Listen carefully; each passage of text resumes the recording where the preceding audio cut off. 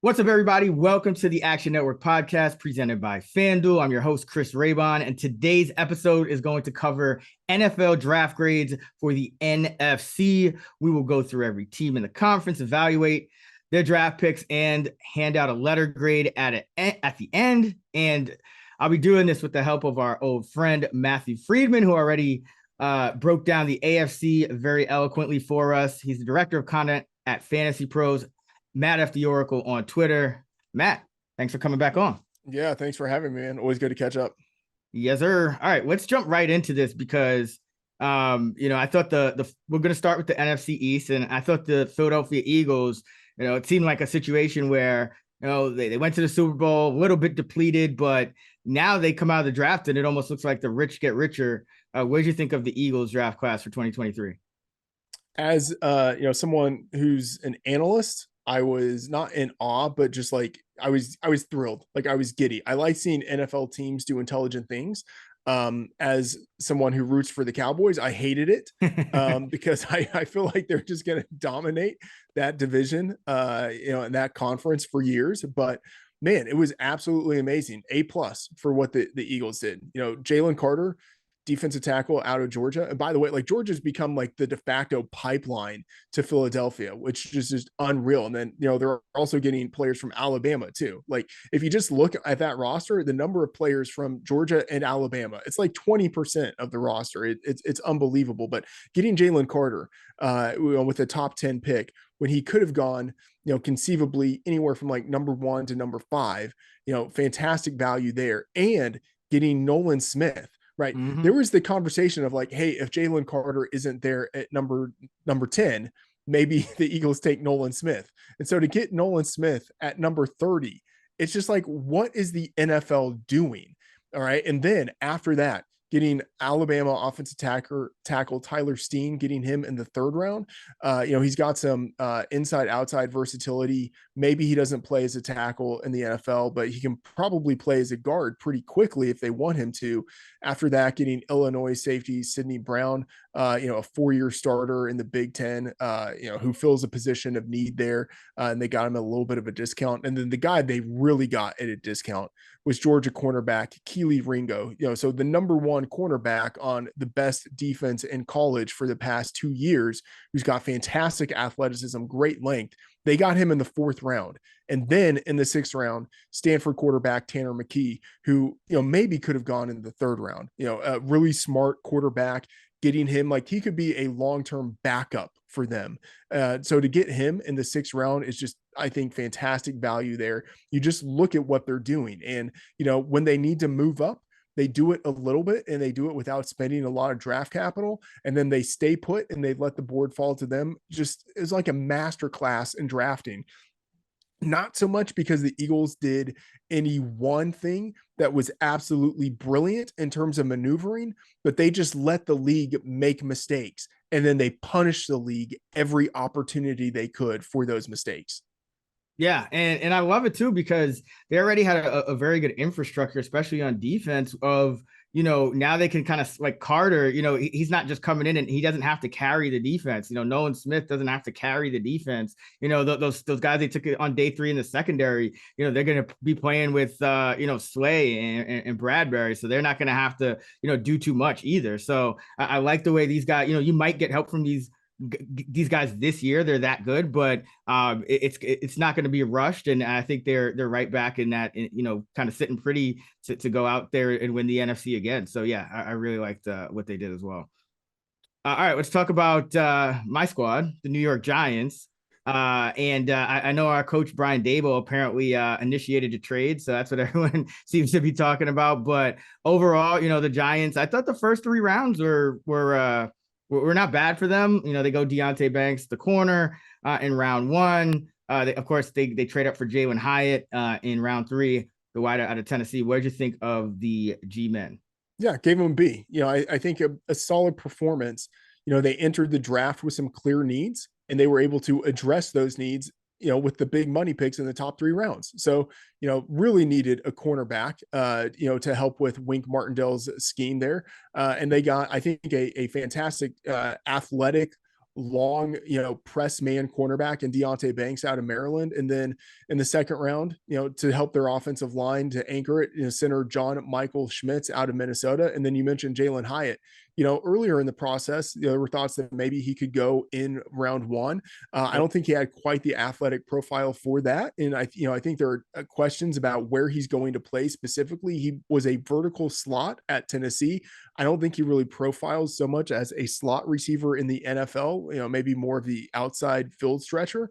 And plus New York just has like 1,000 slot Oh my wide God, receivers so many. already, Yeah. so I don't think he's going to play there. So there, some questions about where he might play, but I think in the third round, he presented really good value. And then in the fifth round, they got running back Eric Gray out of Oklahoma, who I think could be a really strong backup to Saquon Barkley. So, I think it was a solid draft. They let the draft fall to them for the most part. Getting John Michael Schmitz in the second round, that was a really strong value pick there, and it fills a position of need. So I think they were very solid across the board. Nothing that they did that makes you say like, oh, this was an extraordinary pick, but it was very solid. Yeah, that was kind of my thinking as well. They're kind of ahead of schedule last year, but they had clear needs at corner, clear needs on the interior line, and clear need, for a playmaker, and they got those things. So, it's still going to be tough to compete with Philly, but pretty solid draft overall for the G-men. Let's talk Washington here. Washington, they've been kind of floating around. They had that year in the pandemic year. They won a division, but hasn't been as good since then. They go with Emmanuel Forbes, the corner out of Mississippi State, with the 16th overall pick. What did you think of the Commanders? When I was doing my original grades, I gave them a C. But now that I'm thinking about this more, I kind of want to knock them down a little bit. I'm feeling a little bit more like D plus here. And the reason why is that Emmanuel Forbes, the cornerback they took in the first round, like he fits a position of need, but he wasn't the top cornerback on the board. And I'm just skeptical in general of, a cornerback who's 166 pounds really being able to have sustained NFL success. So I feel like they reached with Emmanuel Forbes. Maybe he could have gone in the bottom half of round one, end of round one, and that would have been fine. But I think they reached with Emmanuel Forbes. And then, I would say if you are thinking that you're going to go into the season and be competitive with Sam Howell and Jacoby Brissett as your two quarterbacks, like you're probably mistaken. And they had the chance to take Will Levis at number 16 and they opted not to. Maybe they could have traded down a little bit and still taken Levis later in the first round. That would have at least given them a shot of like, hey, let's see if this guy can be our quarterback and can kind of turn around our franchise. Instead, they're going in with Jacoby Brissett and Sam Howell. And so I feel like not addressing the quarterback position when they had the chance to do so in the first round, I feel like that's a pretty big mistake there. So because they took Emmanuel Forbes, I think reached there and they didn't take a quarterback, I'm going to go with the D plus. Yeah, I think this is another one that I'm probably not as down on them as you.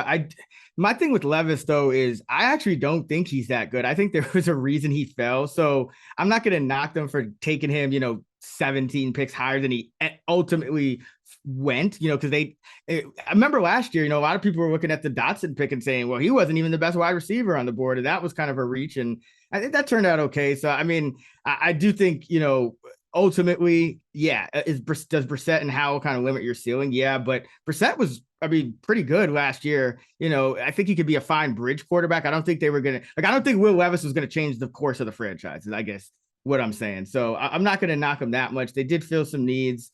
This could look better, but it's just a tough division. I mean, this division, especially now with the Giants being competent, it's going to be tough to compete. So I see where you're going there, but yeah, I'm not quite as down on them for not taking Levis. I don't have a high opinion of him.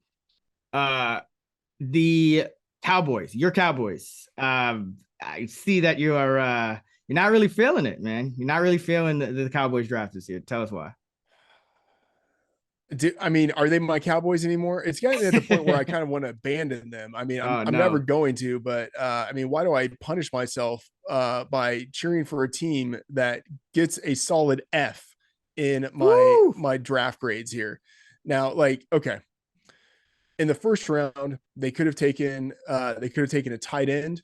There are a lot of positions they could have drafted there. They took Michigan defensive tackle Mozzie Smith. They took him about a round or a half round earlier than they needed to. So like you spent your first round pick taking a guy too high and taking him at a position defensive tackle, which isn't all that impactful. And then in the second round, in if it's not the greatest tight end class in terms of prospects that we've ever seen, it's certainly up there. And in a class that strong, instead of taking anyone else, you took Luke Schoonmaker, who is 25 years old, like, and not all that great of an athlete. Like, what are we doing? I mean, he's fine athletically, but like in a class that was like full of awesome athletes at the position, you took this guy. It's not like he was hugely productive in college. Why? Like, why? Why did you do that? And then in the third round, they took an off-ball linebacker who was sort of like a safety linebacker tweener, and you took him higher than you needed to. So that's your first three picks.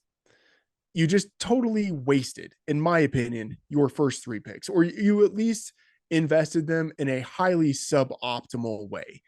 Everything you do after that, like fourth round on, it kind of doesn't matter all that much. Now, I like what they did in the sixth round, getting Deuce Vaughn, who's sort of like the dynamo producer at the running back position out of Kansas State.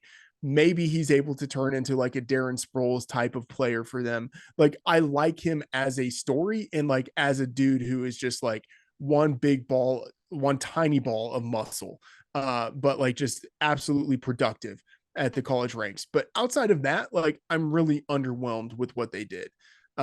So maybe I'm being too harsh on them, but the Mozzie Smith and the Schoonmaker picks, those just killed me. Like, you suboptimally invested with your two highest picks there.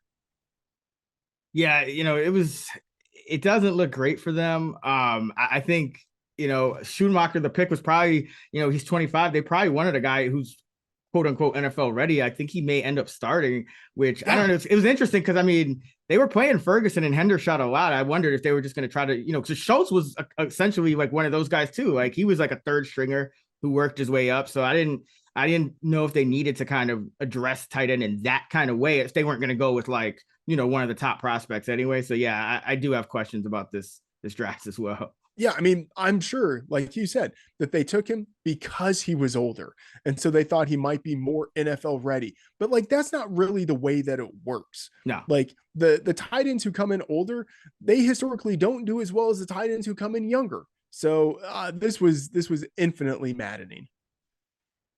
Yeah, I mean, it's like I said, it's going to be a tough division. Cowboys are still on FanDuel plus 170 to win the NFC East, number 2 behind the Eagles. So, could be some, if you're fading the Eagles, could be some interesting value maybe on the Giants at plus 550 because, I think it's going to be a competitive division this year. Yeah. I agree. Let's go to speaking of competitive divisions, let's go to the NFC North. This one should be fun. These draft classes were some I was really kind of watching for because I think there's a wide range of outcomes for this division in general. So let's start with the Chicago Bears, who, of course, they at one point were in the driver's seat of the draft. They traded back. So they start out with offensive tackle Darnell Wright out of Tennessee. And then they have a lot of picks in the first couple of days. So what did you think of Chicago here? Yeah, I was interested by what they did. I'm giving them a B+ here. And so, keeping in mind that they had the number 1 pick and then traded down, they got the number 9 pick. They got picks next year. They got DJ Moore, as a wide receiver to help Justin Fields, hopefully, help Fields develop into a more complete passer. I liked that move. And then they got an offensive tackle at number 9 to, help protect their quarterback. So Darnell Wright, there are questions about, whether he's just a right tackle or whether he can play on both sides. But even if he is just a right tackle, that dude was a dominant right tackle in college football last year. Like, going against Will Anderson didn't get anything going against Darnell Wright. So like, we've seen him do it. So I was impressed by him, and, I feel like maybe a little bit of a reach at number 10, but, even trading down from 9 to 10, the Bears were able to pick up even more draft capital and still get the guy that they would have taken. So nice move there. And then there were, talks that if defensive tackle Jalen Carter, if he were available at number 9, the Bears would take him. Instead, they traded down one pick. They let the Eagles take him. And then they took defensive tackle Gervin Dexter and defensive tackle Zach Pickens in the second and third round. So they were still able to fortify or at least add some bodies to the interior of their defensive line. In the second round, they also took Tyreek Stevenson, a really athletic cornerback out of Miami. And then in the fourth round, they took Texas running back Roschon Johnson. And so, there are questions about how impactful can a running back be? And, did they really even need a running back when they had Khalil Herbert there? They added Dante Foreman, but, Roschon Johnson, he potentially has the capability of taking over that job. Like, it wouldn't be a surprise if the second half of the season we're looking at Roschon Johnson and it's like, yeah, this guy's going to be their starting running back for the next 3 years. He was a backup behind Bijan Robinson at Texas, but on a per touch basis, he was absolutely electric. And I think he's good enough as a receiver to be able to be a 3-down player for them. And then in the fifth round, they got Oregon linebacker Noah Sewell, who's the brother of Penei Sewell. So he was someone entering the season last year that people thought maybe could be the top off-ball linebacker in the class. He's not all that athletic, but he's got pretty decent football instincts, and he's kind of like your classic run thumping linebacker. Getting him in the fifth round I think was pretty decent value there. So I like what they did overall in the draft, but outside of Darnell Wright, it's hard to say that they got someone who really moves the needle for them, but they added a lot of bodies and they did that at positions of need, and I think they were able for the most part to do that at a value. So I like what they did, taking into account that they also built up a stockpile of picks for the future. Yeah, I like what Chicago did because, when I look at this roster, they were one of those teams that they did significantly improve their roster through free agency and some trades as well, obviously. And, what they did need was a lot more depth on defense. And I think they addressed that in the draft. And, you're obviously betting on Justin Fields, but I think, by getting some protection and, they got it when you account for DJ Moore. I think this team is a real threat to win this division this year. So, they're sitting there at plus 320. Take that for what you will. But yeah, I actually really liked what Chicago's been doing all offseason. And now I think it just I think they put Justin Fields in a position to where the roster is good enough that they can have a real evaluation. Absolutely. 100% agree with that. All right, let's move on to another team that's still, I think, in the process of gonna, having to do some quarterback evaluation. That is the Green Bay Packers. They start out with Lucas Van Ness, the defensive end out of Iowa at pick 13, because of course they take a defensive player in the first round. I think they've done that 12 of the last 13. What did you think of the Packers draft? Yeah, I mean, I probably would have gone with the wide receiver there because I think you need it, and then two, it's a sort of parting shot at Aaron Rodgers. Right, like finally we take one. Yeah. But I mean, Lucas Van Ness, like, I don't think you can find a more Packers like player. I mean, this guy, an edge defender, big, powerful guy coming out of Iowa. Like I joked earlier when we did the live stream on Fantasy Pros as the draft was happening about how, like, this guy probably wakes up in the morning and just starts eating corn. Like he's like the total Midwest kid who would end up playing for the Packers. And so, like, I think he's fine as your first rounder. Like, potentially he could have gone as high as number 8 to the Falcons. So, like, this is the draft range where he should have gone. So, an okay pick there. And then after that, the team, they went tight end Luke Musgrave, wide receiver Jaden Reed, tight end Tucker Kraft, and then they added 2 more wide receivers later in the draft. Now, who knows how these players actually turn out, but they invested in the pass catching unit. And I think Musgrave and Kraft in particular,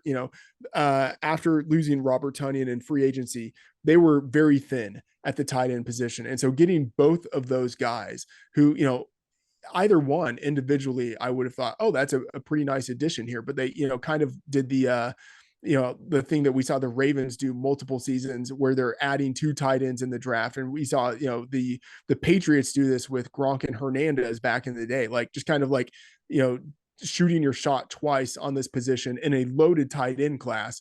I think that was a pretty intelligent way to do it. And then Jaden Reed, he's an intriguing guy. He's not big, but I feel like he's going to be kind of the Randall Cobb function. That's the type of player that he is. He was productive early in college at Western Michigan and then transferred to Michigan State, was really productive there. He's got some return capabilities.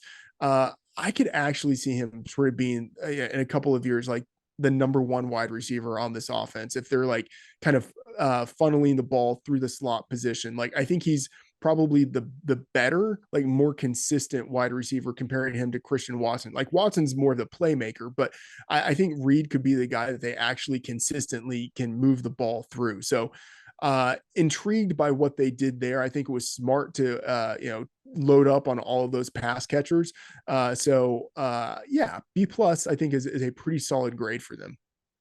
Yeah, I like what the Packers did as well. I mean, my least favorite move the Packers made this offseason was bringing back Joe Barry at defensive coordinator, because that defense seems to continuously underperform despite a lot of talent on that side of the ball. But I'm looking at this Packers team. It's just kind of the same way I look at this Bears team. It's like you're plus 410 to win the NFC North at FanDuel. That's, the 4th out of the 4 teams. I think this Bears team and the Packers team we just talked about have almost just as good of a chance at winning this division as the Lions and the Vikings, who we'll get to now. So I thought the Packers had a good enough draft to kind of put them into position to win this year. So I liked it. Yeah, I mean, at a minimum, they're putting some more bodies there at the pass catching unit to help them, be able to evaluate Jordan Love. All right, let's talk about the Minnesota Vikings, who had such a strange season last year. I mean, they were like a bottom 6 team in a lot of advanced metrics, but they ended up winning 13 games and then, of course, get ousted by the Giants in the first round of playoffs. So this Viking team probably had more needs than I think, the average casual fan, looking at just their record last year might think. They go USC's Jordan Addison in the first round, a wide receiver. What do you think of him, and what do you think of the overall Vikings class? Yeah, I'm giving this class a C. And keeping in mind that TJ Hawkinson is kind of a part of this class because they traded for him last year, and obviously a playmaking tight end there. Jordan Addison, he's fine. In terms of like the production that he gave us in college. Biletnikoff, award-winning wide receiver at Pitt, and then transferred to USC and regressed a little bit there. He's not big. He's not fast. He's just kind of a presumably really good route runner. I feel like it was a little bit of a reach. And then, I kind of look at this and I'm thinking, hey, like Vikings, did you basically scout like only 3 or 4 schools? Yeah. You took a USC wide receiver, a USC cornerback at the top of the board. Then after that, you took a LSU defensive back and an LSU defensive tackle.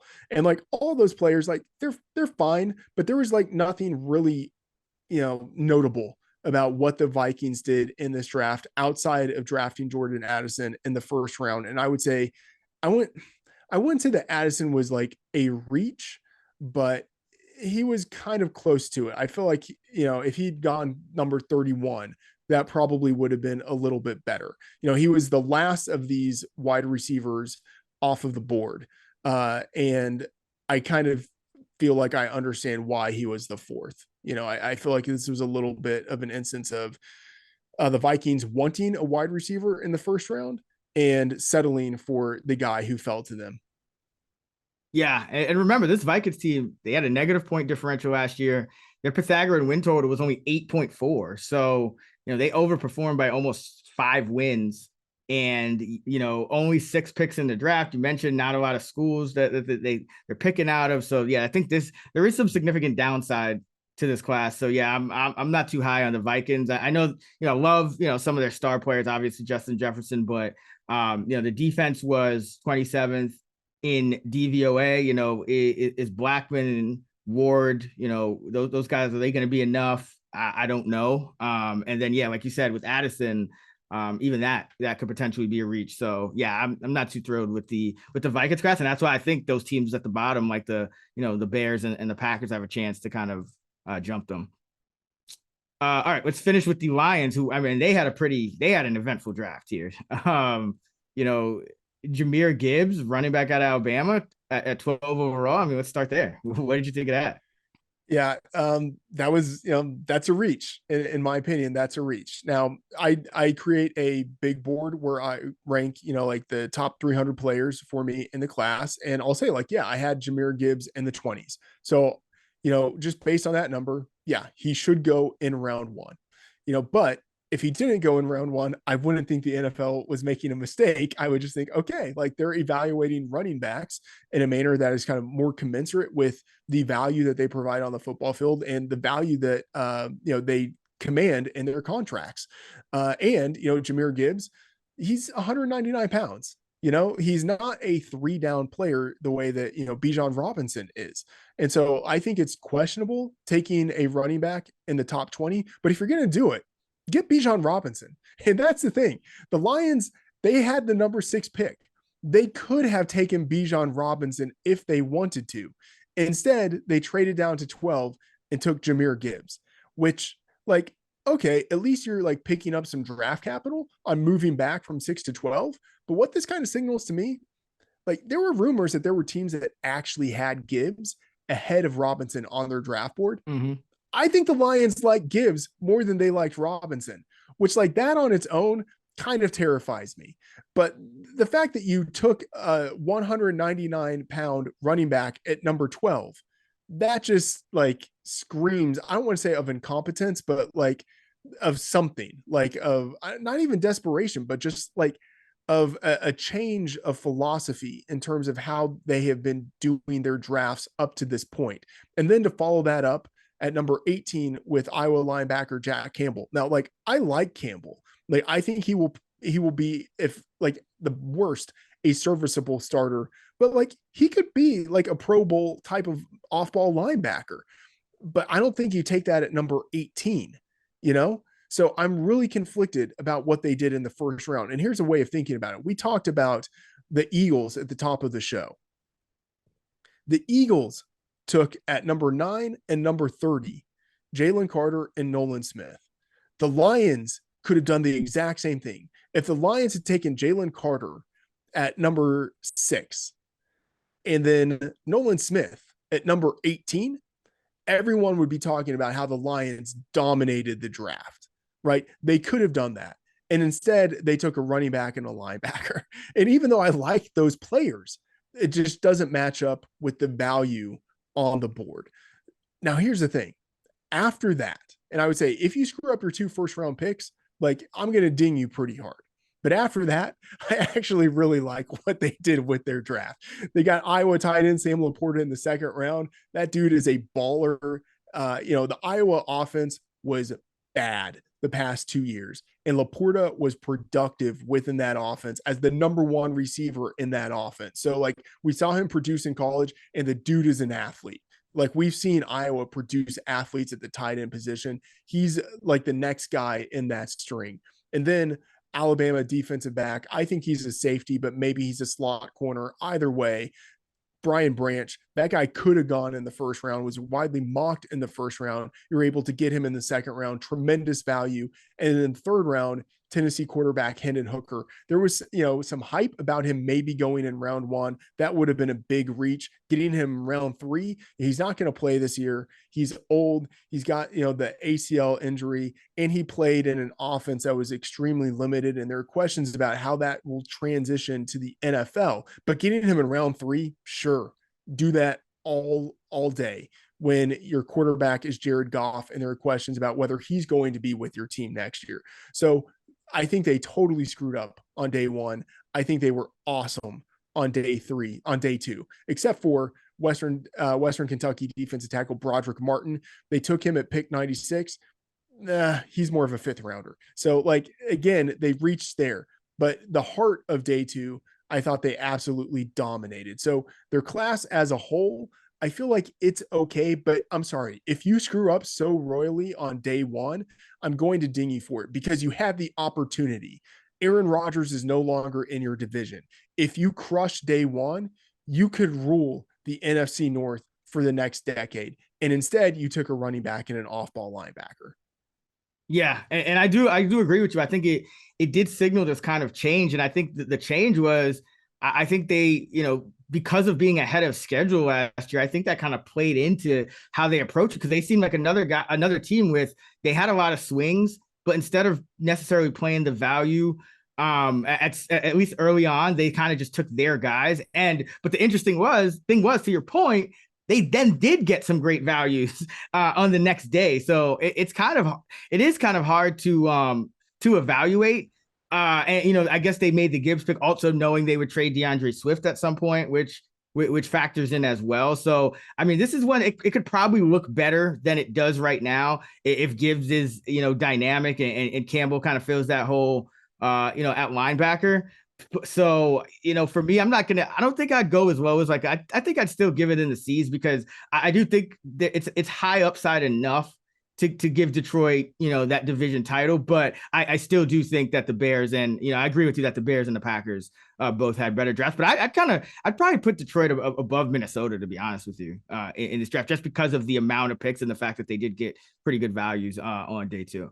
Yeah, like if you're looking at it in a vacuum, I would agree with you. For me, this is about like the disappointment of what you've done in the past and what that signaled and what you could have done in round one. Like you could have absolutely dominated and you had this opportunity. You've been building with these first round picks. You've been building to this moment and then you let the opportunity go.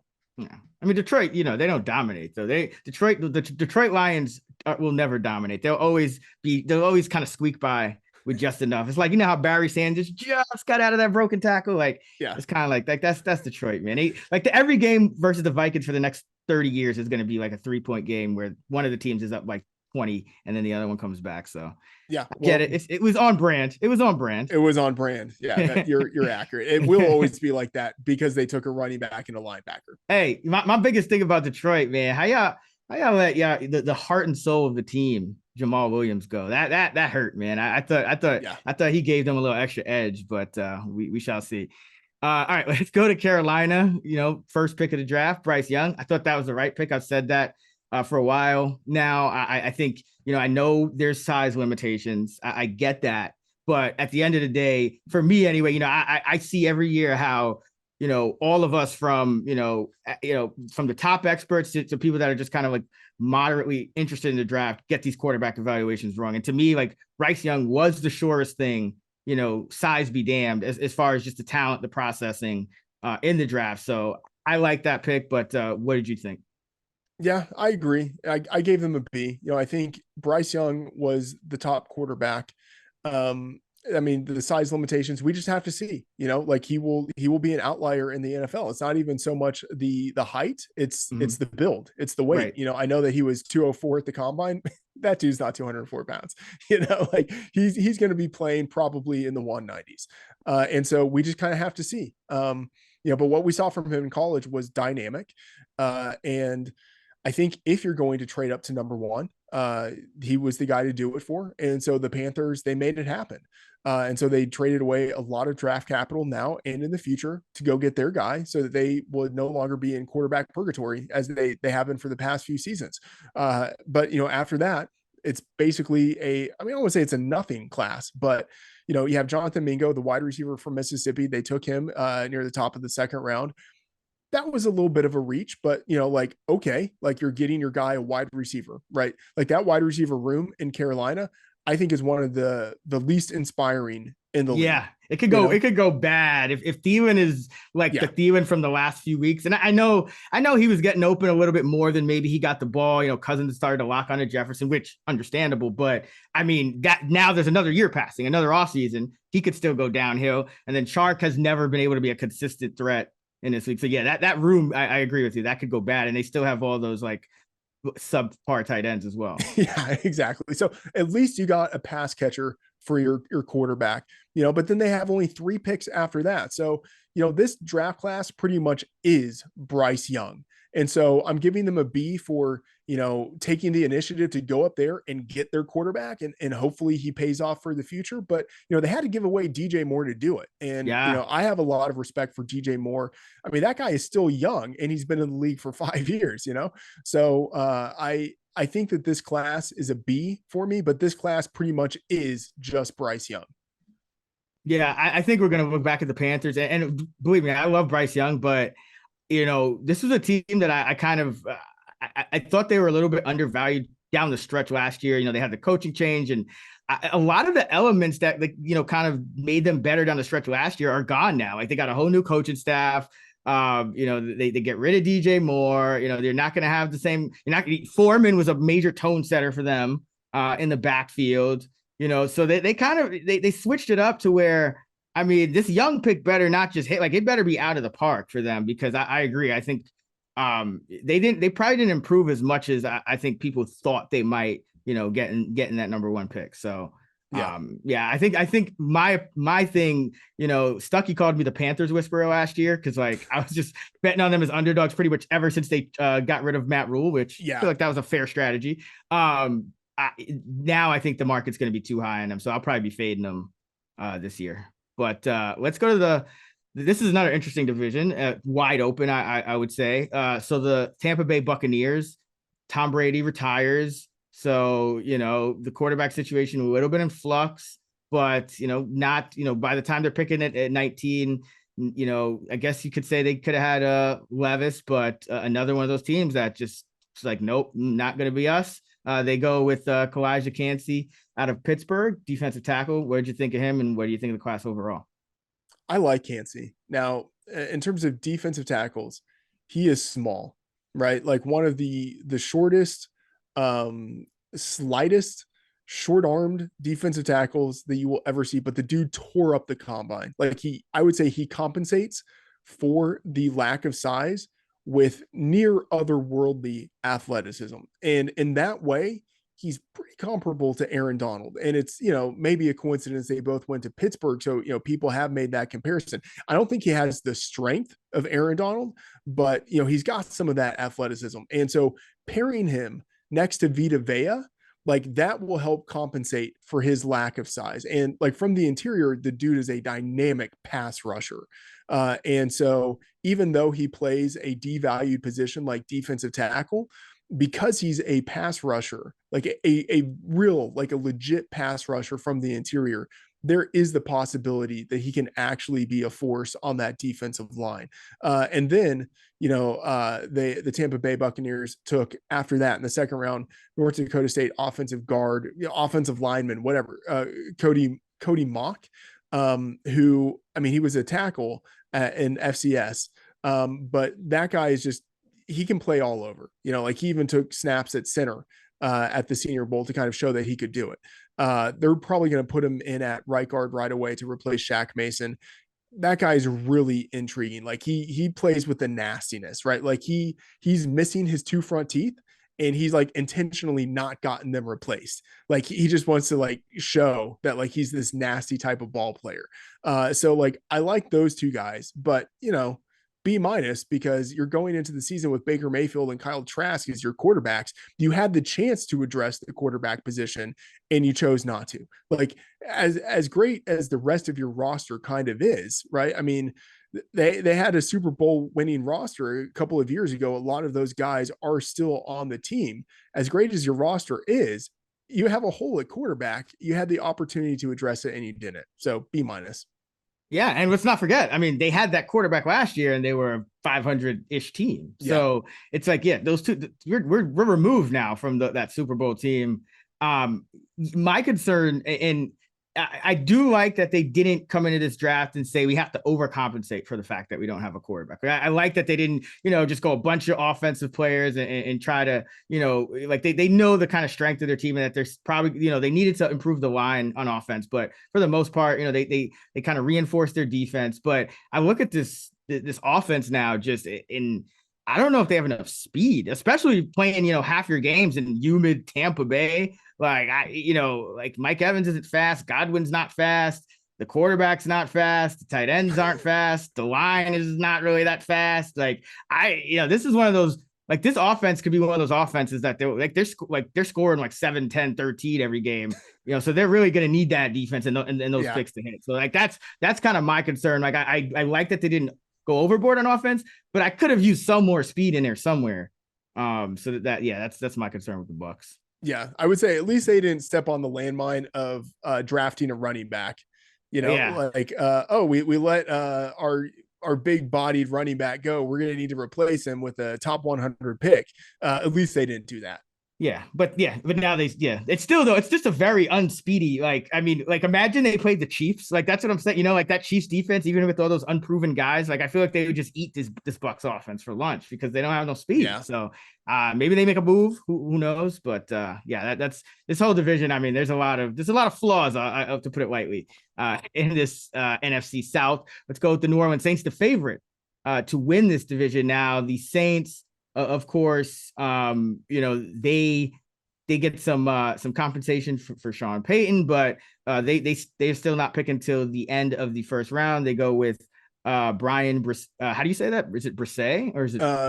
I think Breesy or Brisset. I've heard either one of those. Okay, yeah, Brian Breesy, defensive tackle out of Clemson at 130, and then they have Isaiah Foskey, the defensive end out of Notre Dame, at 209. And those were positions that I think they did need to address because I feel like their entire defensive front almost went to like Carolina and Atlanta this offseason. So they did have they kind of did address needs early on. What did you think of the Saints draft? Yeah. C+, I would say with Brisset and Foskey, as you mentioned, they definitely address positions of need. They maybe reached a little bit with both of those guys, but they were kind of in the general range of, acceptability. In the third round, they took a running back, Kendre Miller out of TCU. Now, like, I like Miller, but I would say you don't need to take a running back in the third round. I know maybe you're a little bit worried about like Alvin Kamara. He's aging, possibly facing a suspension. Jamal Williams as the backup running back there. But I would say, like, with those two guys, I don't think you really need to spend a third rounder on Kendre Miller. Like, you've got other needs. Now, at least, they took a guard in the fourth round. They also took, I would say, developmental quarterback Jake Haener in the fourth round. And like, he's kind of intriguing to me as a guy that maybe they develop behind Derek Carr for a couple of years, but kind of underwhelming draft. Like, I think you were fine in the first two rounds, and C+ there, but after that, not really anything that is extraordinary. And I would say, like, maybe you didn't really use your third round pick the way that you should have.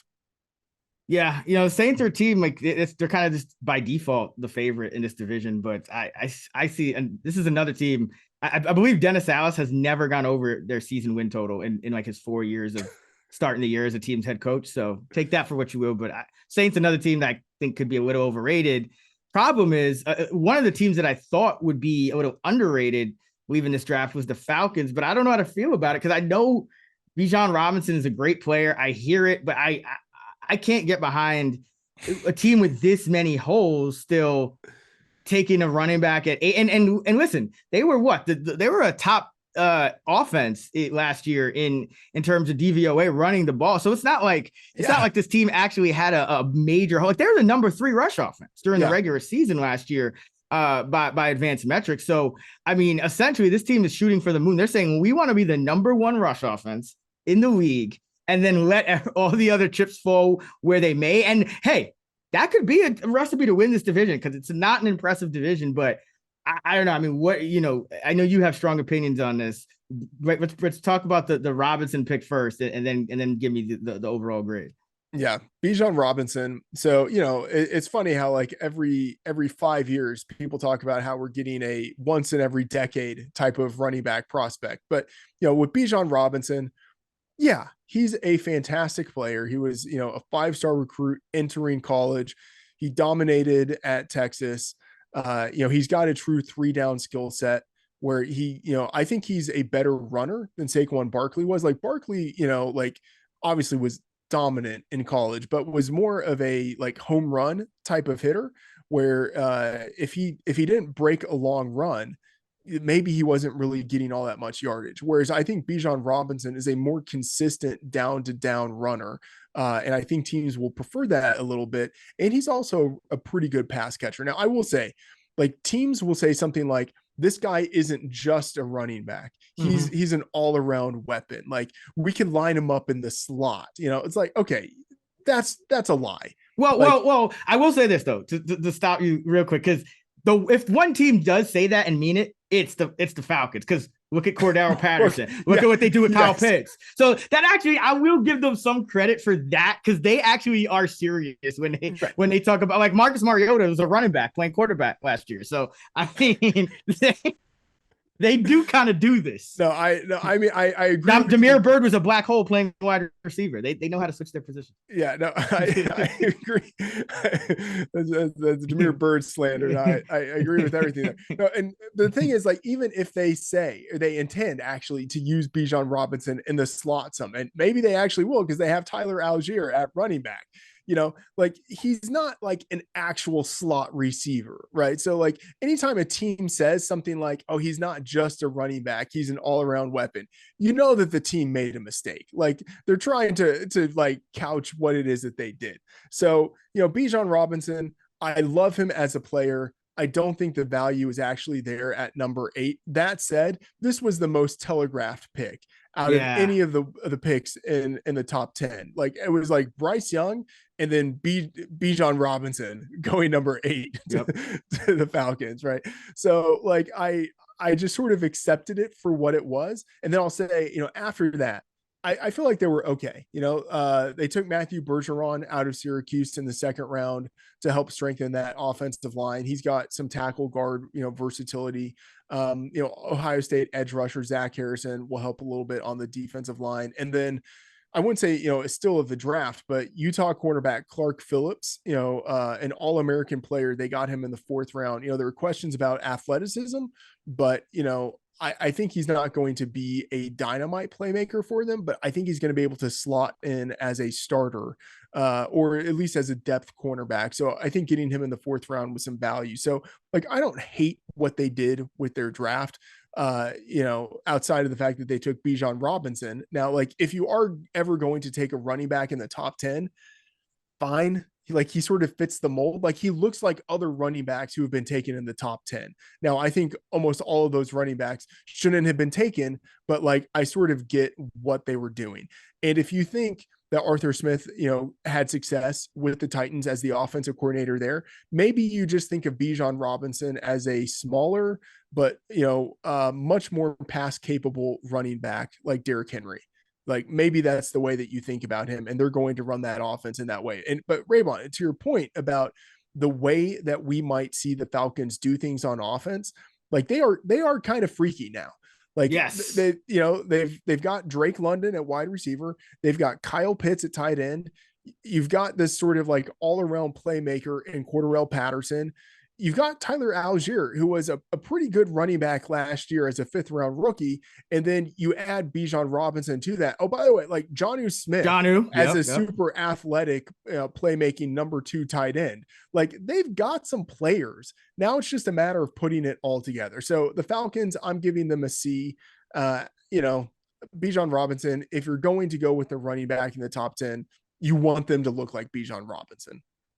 Yeah, it's tough for me with this class, because I think that overall, when I look at this roster, and it's even after the draft, I still think this is the team that's sneaky to win this division. Like, if you're betting on any of these teams at the current values, I think it's the Falcons at plus 300 to win this division. I don't think you want the Saints at near even money. I think the Bucs are still too far off, and the Panthers I just think are a little overvalued. They're kind of in the same range as the Falcons, but their offensive line is going to look pretty good. And like you said, their skill positions are freaky.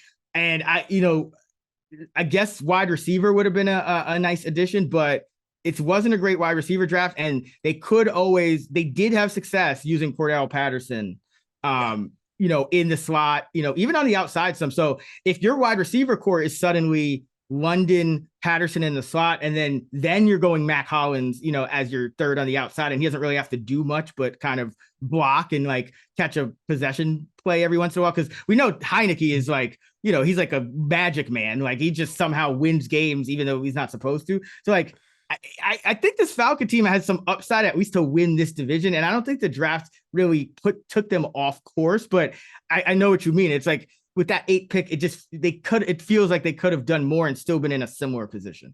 Yeah. And Desmond Ridder, kind of add him to the list. Like, he's an athletic marvel in his own right. I don't think he's going to be a great passer. I imagine he's not going to start the entire season for them. At some point, I think they start Ridder and then they transition to Heineke. But, like Ridder, like at least if you're going to run a run heavy offense, Ridder as a running quarterback, he's got some pretty good speed. At least he should help open up some of the running lanes for them. Absolutely. All right, let's go to the NFC West, and let's start with the Arizona Cardinals. They trade back a little bit in that first round, still get Paris Johnson, the offensive tackle out of Ohio State, at number 6. What did you think of the Cardinals draft? I'm giving them an A-. Now, like, keep in mind, this was a first-year GM in Monty Austinfort. And so, coming in, like, it's not as if his staff, his scouts have been able to run the process for the entirety of this. So, I think he and like all first-year GMs are a little bit disadvantaged in that they don't have their people in the building for the entirety of the scouting season. And so with that in mind, I think he did a pretty good job of kicking some of their draft capital into the future. Right. And like, it wasn't just a small thing, right? They were able to get the future first rounder for the Texans. And, like I said on the AFC pod, like there's a chance that's the number 1 overall pick. Right. And the Cardinals, they might get the number 1 overall pick because they could be really bad this year. But at least with those 2 picks, like they give themselves multiple shots at, high picks in next year's draft.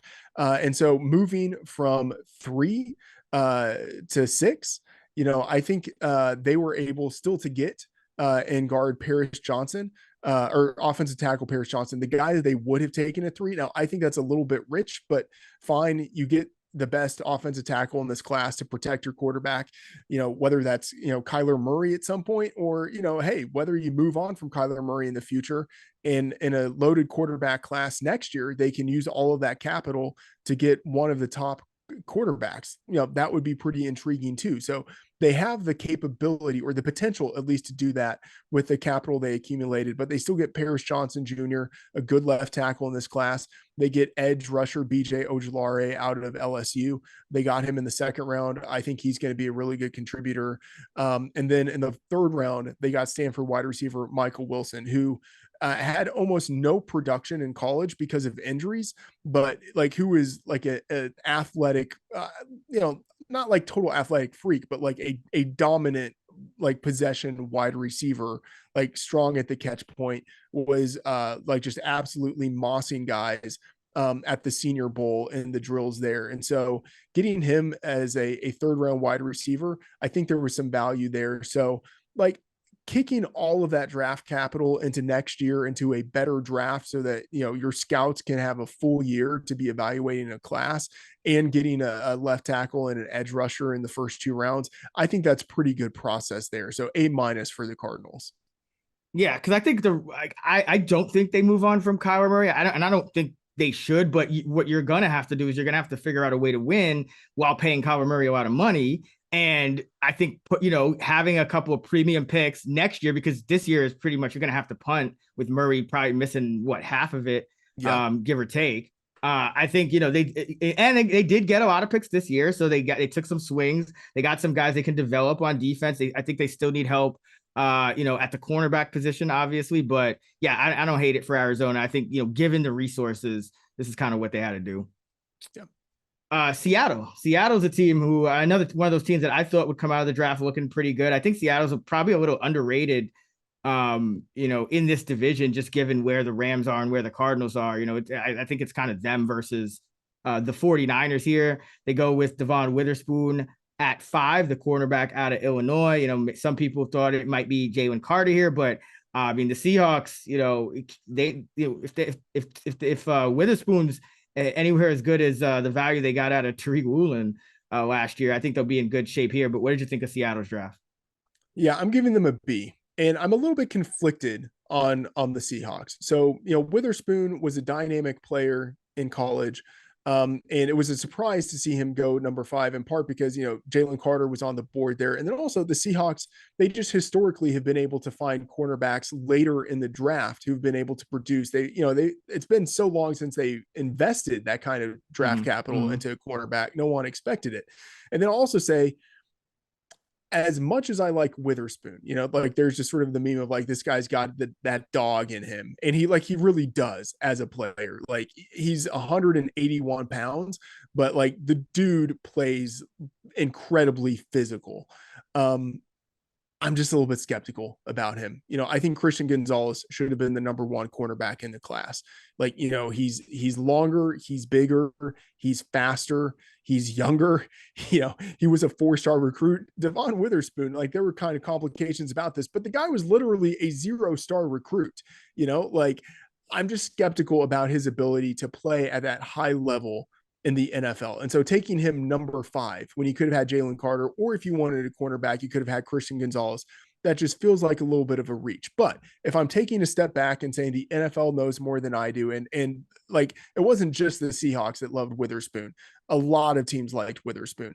If you say in the first round, the Seahawks got the top cornerback and the top wide receiver in this class, I mean, that's pretty good, So like, I can't quibble too much with what they did in the first round. After that, I wasn't really thrilled with what they did. They started to do Seahawksy type of things. Auburn edge rusher Derek Hall at number 37, that was a reach. And then, taking again a running back in the second round. Like, Pete, what are you doing here? You just did that last year. It feels like every 3 years you're taking a running back in round 1 and round 2. Like, just stop it. You don't need Zach Charbonnet, but they took the LSU running back in the second round. And like, I think he's a good player. I just don't think you needed him in the second round. And so what they did after round 2 and after round 1, kind of uninspiring, but I do like what they did in round 1. So I'm giving them a B. Yeah, I think Seattle, they've kind of made a habit of going a little bit unorthodox in these drafts, but a lot of times their picks end up looking better than they did when they had the draft. Like even last year, people were saying, hey, you don't really need Kenneth Walker. And he turned out to be a really good pick. And I mean, we know, I think what Seattle's really trying to do is they're saying, okay, like most, a team in our position, we could have been in the market for a quarterback. We've committed to Geno Smith. We need to make sure that like things are shored up around us. Like I think that like with the Charbonnet pick, it's like, Kenneth Walker is great, but sometimes he's impatient. I think Charbonnet has a little more patience. But also, if Walker gets hurt, I mean, that's like a lot of your offense right there because you're trying to make sure Geno Smith, is surrounded with like a run game. And same thing, with Smith Njigba. It's like, you have Lockett, you have Metcalf, but if one of those guys go down, then what? It's kind of really impacts you. So I think I don't mind what Seattle did, and I think I do think they're a little bit undervalued in the market just because we're so high in San Francisco. But we've kind of seen this with San Francisco where they can have really good years, but if like the wrong guy gets hurt,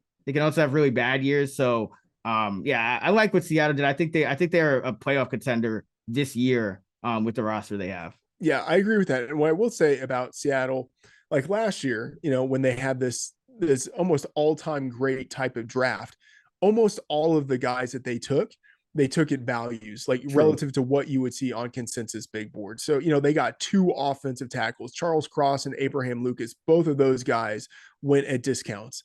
The cornerback that they took, and Tyreek Woolen, he was a steep discount relative to where he should have gone, given like the athletic freakiness that he has. Right. So I would say they were great last year. This year, I think they got Jackson Smith and Jigba at a discount. But after that, they didn't take their depth guys at a strong discount. So not quite as strong as what we saw last year. So like last year they went unorthodox, but they did it at a value. This year they went unorthodox after round 1, and it wasn't so much at the value. All right, let's go to the Rams. They don't pick until round 2. They go Steve Avila, the guard out of TCU. What'd you think of their class? Yeah, I like Avila. Went high in the second round. People talk about him as like a mauling force, and he can play center too. So there's some versatility there with him. And then after that, in the third round, Tennessee edge rusher Byron Young. I think he's a pretty good pick there. And then later, wide receiver Puka Nakua, fifth rounder out of BYU. I think they actually got him at some value. And then the sixth round, cornerback Trevius Hodges Tomlinson out of TCU. There was some talk that maybe he could have gone, like third round, fourth round. So getting him in the sixth round, he's a smaller guy, but I mean, I would say like he's sort of like the discount Devin Witherspoon, like smaller guy, but he plays pretty tight. So I like those picks. They made a ton of picks, but they didn't have a first rounder. I'm giving them a C plus. Like it wasn't a terrible draft, but outside of the few players I mentioned, I feel like they didn't really do much to really improve their situation. Actually, one guy I do want to add, Mississippi running back Zach Evans. They took him in the sixth round. He was I believe, a 5-star recruit, 4-star at the lowest, but I believe 5-star recruit who went to TCU, played there for a couple of years, and then transferred to Mississippi. I think there's a chance that he actually becomes their starting running back.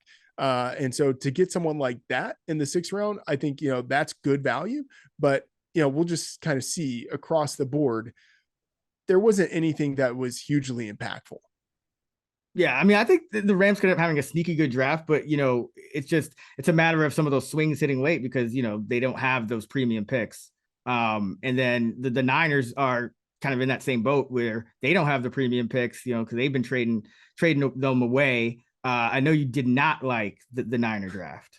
Yeah, I mean, I'm giving them an F, and it's not just because they took a kicker in the third round, but it pretty much is like that's enough. Like that's like sign and symbol of the San Francisco 49ers and the way that they have drafted this year and in previous seasons.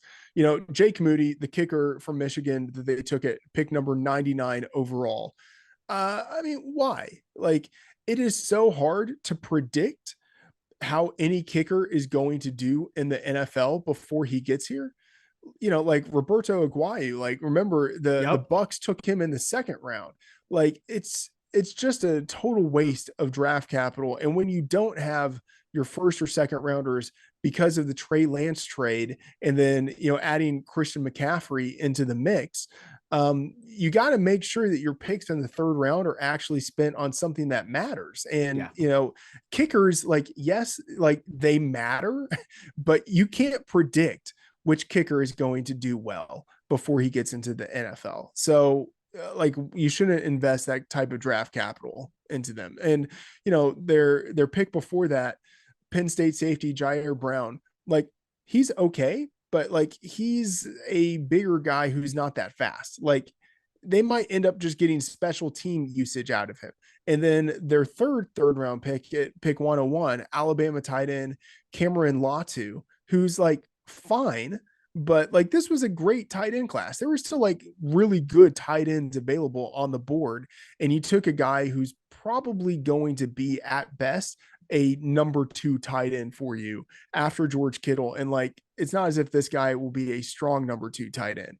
So this was just not a good class top to bottom. And like, when you take into account that Trey Lance is still technically part of this draft class because you invested a first rounder in him and you're like thinking about maybe trading him, like this is just a total F. Yeah, I mean, the one thing I'll say about the Niners is they have found some diamonds in the rough later in the draft, and they did make quite a few day 3 picks. So we'll see if they unearthed anybody. But yeah, I mean, it was just a combination of not having a lot of capital and then using it very questionably. The premium capital that they did have, on day 2 in that third round. So yeah, it was an odd draft for them, and that's why I think Seattle is probably a little undervalued here, because I think San Francisco kind of peaked last year. Like as good as they were, like as good as they still look on paper at some spots, I don't think it's going to be hard to kind of outdo what they did last year, at least in the regular season. Yeah, I agree with you. I mean, there's a non-zero chance that San Francisco starts Sam Darnold at some point this year. Exactly. Right. Yeah. I mean, like, come on. All right, man. Well, thanks again for joining us, Matt. Why don't you tell the people where they can find you and what you're up to? Yeah, so you can find all the work at Fantasy Pros and Betting Pros. You can follow me on Twitter at Matt F the Oracle. And just starting to get into some of the other sports. I'm going to do some projections for playoff hockey for Yes. all the for player props.